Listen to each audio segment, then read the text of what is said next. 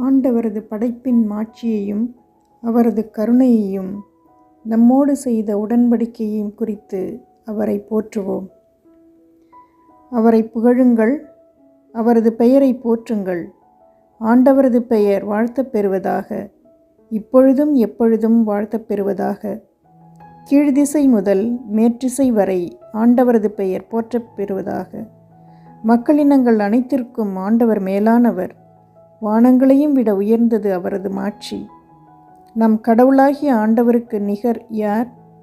அவர் போல வானளாவிய உயரத்தில் வீற்றிருப்பவர் யார்?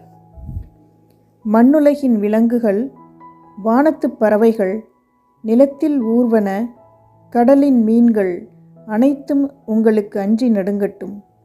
அவை உங்கள் கைகளில் ஒப்படைக்கப்பட்டுள்ளன. நடமாடி உயிர் வாழும் அனைத்தும் உங்களுக்கு உணவாகட்டும்.